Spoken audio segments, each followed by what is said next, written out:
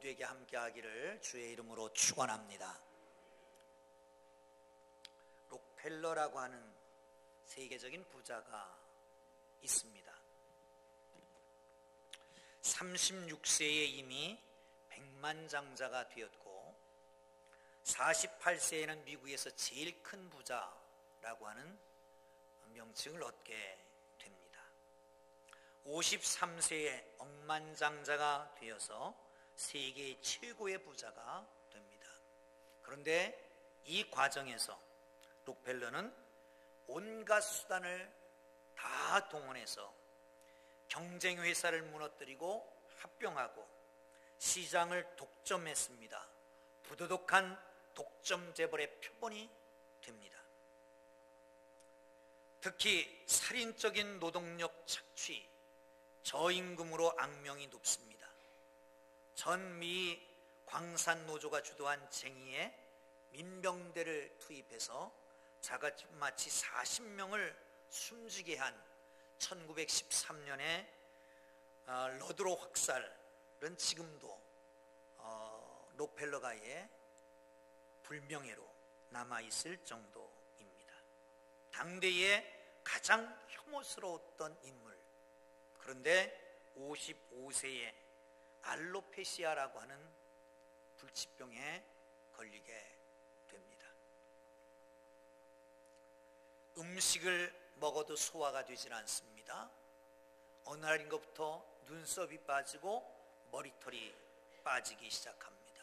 게다가 드디어 1년밖에 살지 못한다라고 하는 사형 선고를 받게 됩니다.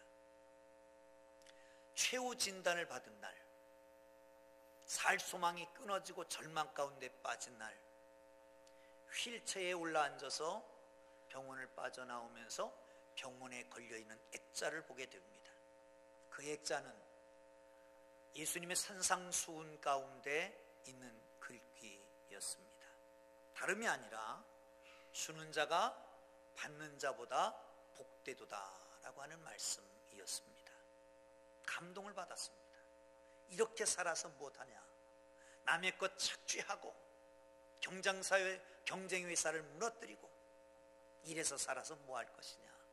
그리고 드리기 시작했습니다. 나누기 시작했습니다. 주기 시작했습니다.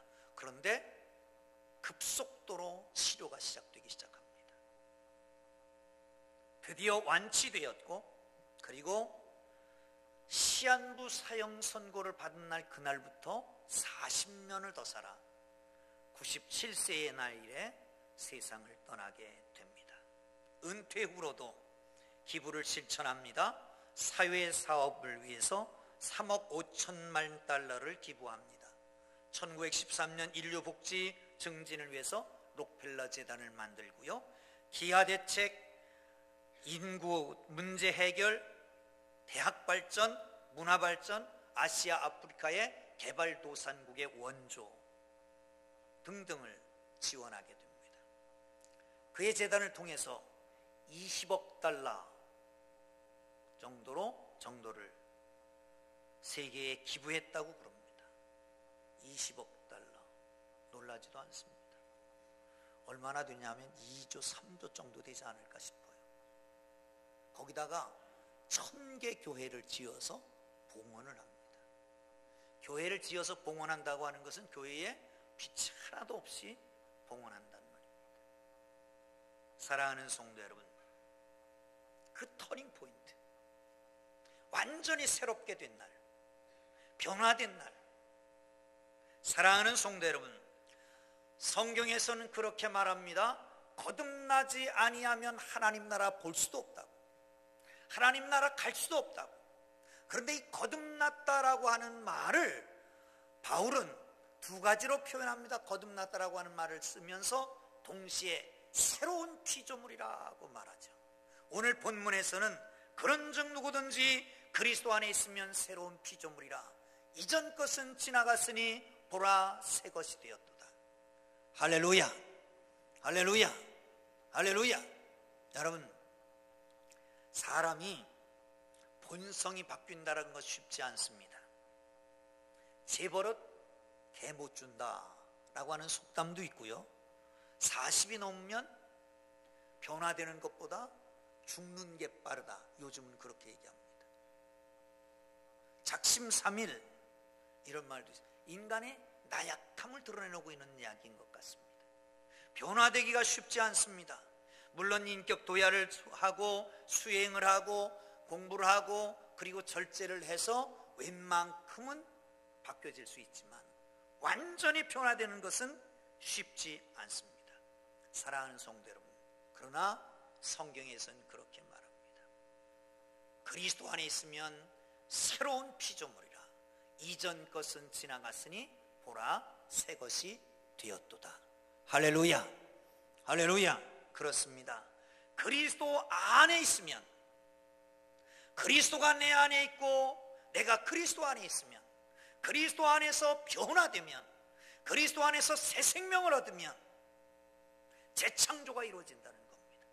우주적인 창조가 이루어진다는 겁니다. 차원이 바뀌어집니다. 가치관이 바뀌어집니다. 인생관이 바뀌어집니다. 제2의 창조가 이루어지는 것입니다. 사랑하는 성도 여러분, 새롭게 창조된 새로운 피조물 된 여러분, 그러면 어떻게 살아갈까요? 바울은 이렇게 말하죠. 13절 봅니다. 시작. 우리가 만일 미쳤어도 하나님을 위한 것이요 정신이 온전하여도 너희를 위한 것이니. 아멘. 미쳤다라고 한 말의 원어는 저겁니다. 그런데 이겁니다. 정신, 영혼이 밖에 나가 있는 채 서 있다, 그런 뜻이에요. 정신과 영혼은 밖에 나가 있는 채 껍데기만 서 있다. 그게 미쳤다라고 하는 말입니다. 바울은 하나님을 경외했습니다. 하나님을 두려워했습니다. 언젠가 이 세상에 있는 장막집, 영을 담고 있는 육신의 집이 무너질 것이고, 그리고 영원한 하나님 집, 하나님께서 만드신 그 집에 들어가게 된다는 거예요. 그러면 그때에 하나님의 심판대 앞에 서는데 부끄럽지 않게, 수치럽지 않으려고 오늘의 최선을 다해 살겠다는 얘기입니다.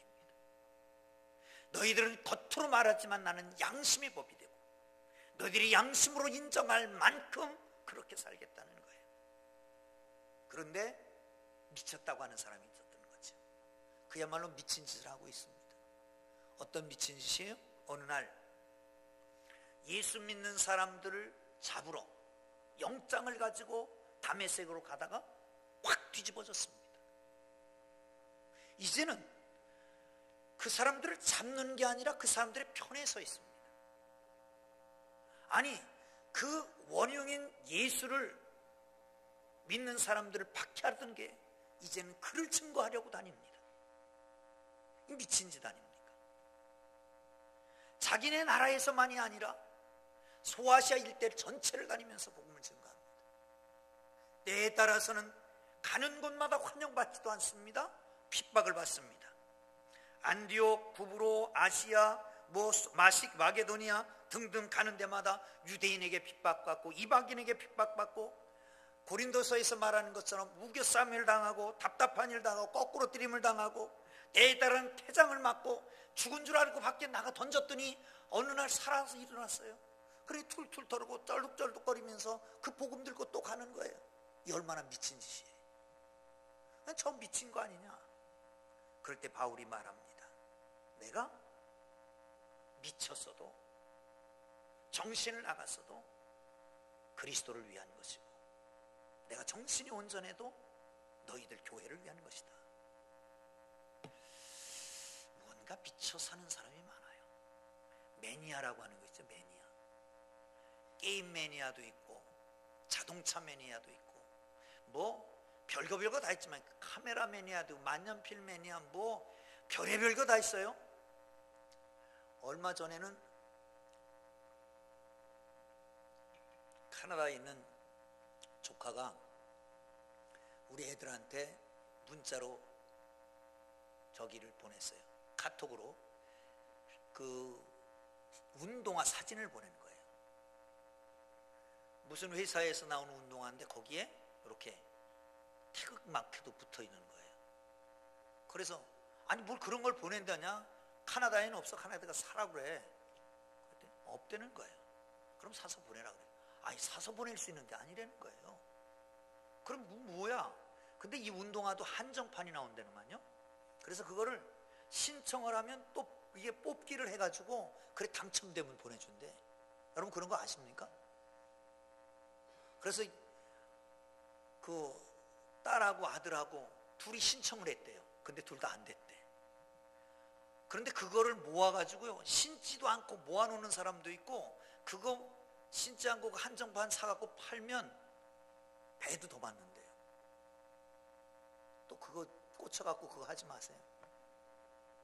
어떤 분은 밤새도록 컴퓨터 껴놓고 고스톱 치고 게임하고 바둑 두고 그러다 새벽 기도도 못 나오고 그리고 주일 예배도 제대로 못 드리고, 그런 사람 우리 교회 말고 저 딴 동네 얘기, 저 동네 뭔가 미쳐 삽니다. 미쳐 살아요. 그런데 여러분, 미치려면 좀 곱게 미치면 좋겠어요. 뭐를 위해서? 예수 위해서, 교회 위해서. 사랑하는 성도 여러분, 그리스도 안에 있으면 새로운 피조물이에요. 예전 것은 지나갔어요. 전에 살던 방법하고 전혀 다르게 사는 거예요. 그러니까 세상 사람들이 볼 때는 저거 헷가닥했지. 아니 전에는 그렇게 살았는데 왜 이렇게 살아? 미쳤어도 그리스도를 위해서, 온전해도 복음을 위해서 사는 하나님의 사람들 되기를 주의 이름으로 축원합니다. 바울이 이렇게 미쳐 살아서 결국은 전 세계에 영향력을 미친 사람이 되었잖아요. 그리스도 안에서, 예수 안에 미친 복된 하나님의 사람, 새 사람들 되기를 주의 이름으로 축원합니다. 할렐루야, 할렐루야. 14절 보겠습니다. 시작. 그리스도의 사랑이 우리를 강권하시는도다. 우리가 생각하건대 한 사람이 모든 사람을 대신하여 죽었은즉 모든 사람이 죽은 것이라. 아멘. 그리스도의 사랑이 강권하시는도다. 강권한다라고 하는 원어는 슈네코라고 하는 말을 쓰는데, 강제적으로 한다라고 하는 것보다는 통제한다라고 하는 의미를 갖고 있습니다. 다시 말하면 바울의 삶, 행동, 사역, 사령탑이 누구다? 그리스도의 사랑이다. 그리스도의 사랑이 통제를 하는 것이에요. 사랑하는 성도 여러분, 세상에 많은 사랑이 있습니다. 부모와 자식 간의 사랑도 있고, 친구 간의 우정으로 나타나는 사랑도 있고, 그런가 하면 남녀 간의 뜨거운 사랑도 있습니다. 그러나 그 사랑 가운데 가장 큰 사랑은 무엇일까요? 은혜도 여러 가지입니다. 기도해서 응답받은 은혜도 있습니다. 모든 것이 술술 잘 푸지는 은혜도 있습니다. 또한 인도하심을 받는 은혜도 있습니다. 주의 날개끈을 아래 보호하심을 받는 은혜도 있습니다. 그 중에 가장 큰 은혜는 뭘까요? 사랑하는 성도 여러분, 성경은 그것을 가리켜서 대속의 은혜라고 말합니다. 대속의 은혜. 대속의 은혜.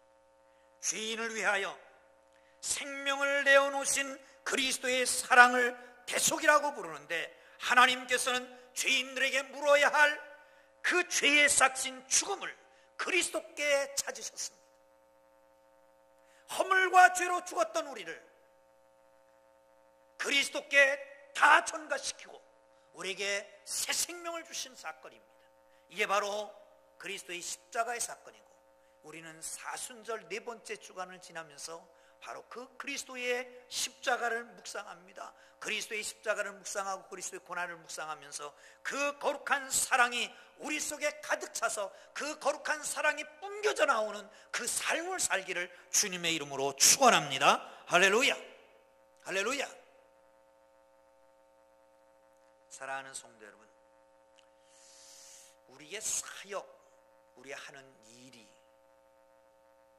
하나님의 사랑이 근거가 안 되고 다른 어떤 것이 목적이 된다면, 그럼 그때부터 우리는 사실은 죽음의 길로 가는 거예요. 아니, 의미 없는 삶을 사는 거예요. 하찮은 인생을 살아가기 시작하는 거예요. 여러분, 의사가 사람이 돈으로 보이기 시작했다. 그러면 어떡하겠습니까? 공직에 있는 사람이, 서비스업을 하는 사람이 자기의 돈주머니를 채워주는 어떤 존재로만 보인다면 어떻게 되겠습니까? 사람이 목적이 아니라 수단으로 보이는 순간 인간이기를 포기하는 겁니다. 아니, 그리스도인이라고 하는 이름 자체를 내려놓는 겁니다. 사람들은 명예를 따라 살아갑니다. 어떤 사람은 쾌락을 따라 살아갑니다. 어떤 사람은 그냥저냥 살아갑니다.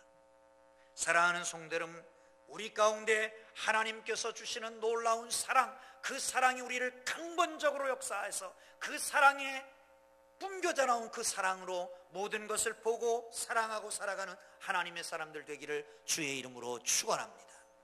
엘리자베스 1세 때의 얘기입니다. 한 여자가 남자 복장을 하고 경비원으로 가장해서 엘리자베스 1세 여왕을 죽이려고 암살을 기도합니다. 그러다 잡힌 거예요. 그 재판하는 자리에 여왕이 참석을 했습니다. 그리고 여왕에게 묻습니다. 여왕이 묻습니다. 어떻게 그런 일을 했느냐? 왜 그런 일을 했느냐? 담담한 자세로 제가 나쁜 사람들에게 고용되어 이런 엄청난 죄를 지었습니다. 그러나 저에게 은총을 베풀어 주시기만을 바랍니다. 여왕이 묻습니다. 내가 너에게 은총을 베풀어서 살려주면 너는 나에게 뭘 해주겠느냐? 여왕폐하, 대가가 있는 것은 은총이 아닙니다. 이 말을 듣는 순간 무조건 석방해라, 아무 조건도 걸지 않고 석방을 했습니다. 그런데 그 후에 역사는 이렇게 보고합니다. 여왕에게서 그녀만큼 신실하고 헌신적인 종은 없었더라. 여러분, 값없이 받은 은혜가, 그 놀라운 사랑이 대가를 요구하지 않으니까 헐값으로 준 것이라고 생각합니까? 그 놀라운 십자가의 은혜가 우리에게 뭔가 요구하지 않으니까, 그러니까 싸구려라고 생각합니다. 큰 은총일수록 대가를 바라지 않는 것입니다. 대가를 받지 않을 때 우리가 해야 될 일은 뭡니까? 그게 이런 겁니다.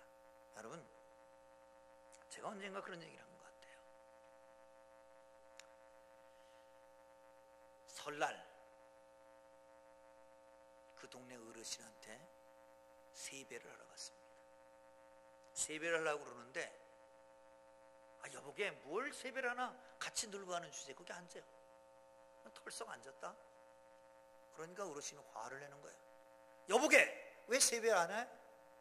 어르신이 앉으라고 그래서 앉았습니다. 그거는 내 인사고 자네 인사는 자네니까 해야지. 여러분, 이게 문제입니다. 내 인사가 문제인데, 내 인사는 내가 하고 네 인사는 네가 하면 되는데 왜 내 인사 안 하느냐 그러면 문제가 되는 거예요. 우리 주님께서 은혜를 베푸셨어요. 그러면 그 은혜는 우리가 대가를 바라고 하는 게 아니라 그냥 무작정 주신 은혜지만 우리가 해야 될 일들이 있잖아요. 그 사랑이 나를 감동하고, 그 사랑이 나를 감격하게 하고, 그 사랑이 나를 강권하심으로 하나님 앞에서 미친 척하고 살아가는, 미친 것 같이 살아가는 바울의 모습처럼 주님을 섬기기를 주님의 이름으로 축원합니다. 할렐루야, 할렐루야. 마지막으로 19절 보시죠.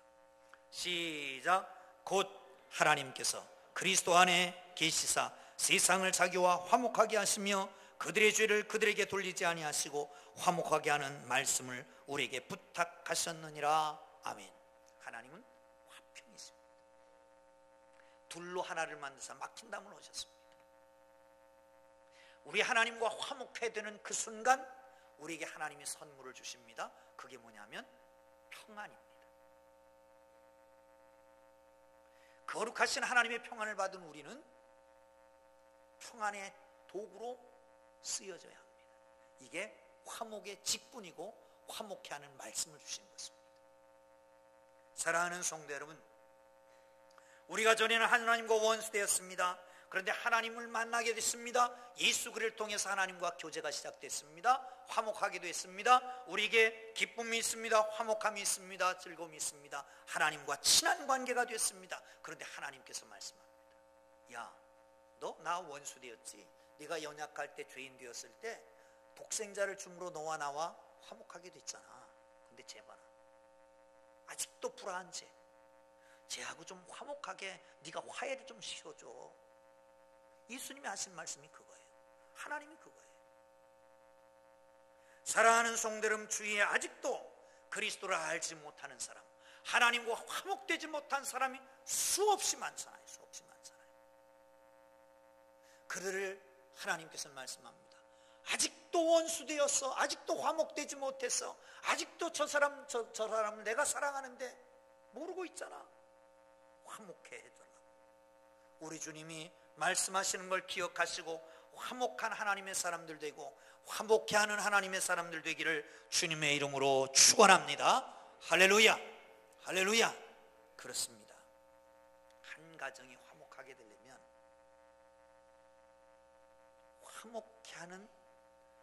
화목해 하는 재물이 있어야 됩니다. 옛날에는 대부분 가정의 화목 재물은 주부였습니다. 주부가 가정의 화목 재물이었어요. 엄마가 있기 때문에 아버지하고 자녀들 가운데도 화목하고, 엄마가 죽어 살기 때문에 부부관계도 화목하고 그랬잖아요. 근데 요즘도 그렇게 얘기하면 목사님이 아주 옛날, 머리도 희드니 옛날 양반이라고 욕할 것 같아서 그러면 안 되고, 누구든지 화목제물이 되면 돼. 그런데 아까 말씀드렸던 것처럼 네 인사 네가 하고 내 인사 내게 하고, 그거보다 더 좋은 건 뭔지 아십니까? 더 좋은 것? 그거는 우리 주님의 거룩한 은혜로 변화받은 사람으로 피조물로 살아가는 거예요. 옛날에는 내 인사 내가 하고 네 인사 내가 하면 그러면 그래도 화목했지만, 이제는 그거 다 무시하고 내가 죽어서 내가 화목제물 되면 그러면 되는 거 아니겠습니까?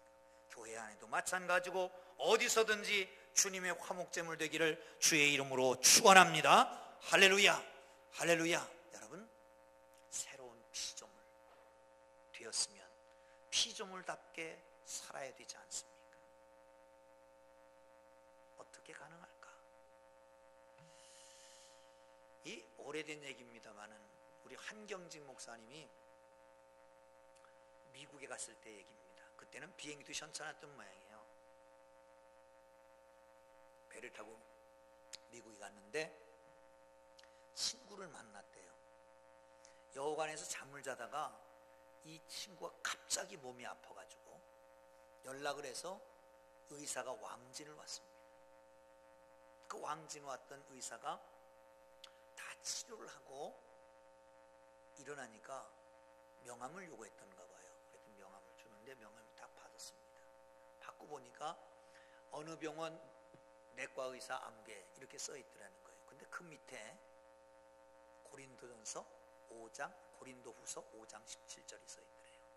그런즉 누구든지 그리스도 안에 있으면 새로운 피조물이라.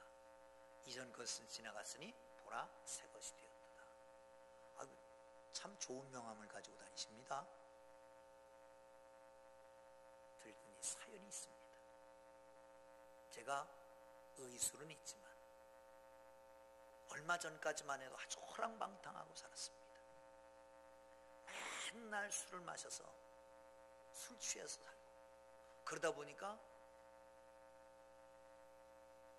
못된 짓도 하고, 그리고 병원도 제대로 안 열고, 그리고 그렇게 살다가 어느 날 집회에 참석했는데 집회에 강사 목사님이 이 말씀을 주셨습니다. 고린도후서 5장 17절 말씀. 그리고 그 집회에서 은혜를 받고 변화가 됐습니다. 그리고 보니까 그 사람 모든 데다가 다 써갖고 다니는 거예요. 약병에도 썼고, 약봉제도 쓰고, 가방에도 쓰고, 병원에도 써놓고, 뭐를? 누구든지 그리스도 안에 있으면 새로운 피조물이라, 이전 것은 지나갔으니 보라 새 것이 되었도다. 할렐루야, 할렐루야. 사랑하는 성도 여러분, 피조물 되었습니까? 아니, 우리는 피조물입니다. 그리스도 안에서 거듭났고 우리 속엔 성령이 계시고, 그러면 피조물, 거듭남, 그렇게 살아야 되는데 그러지 못한 부담감이 있잖아요.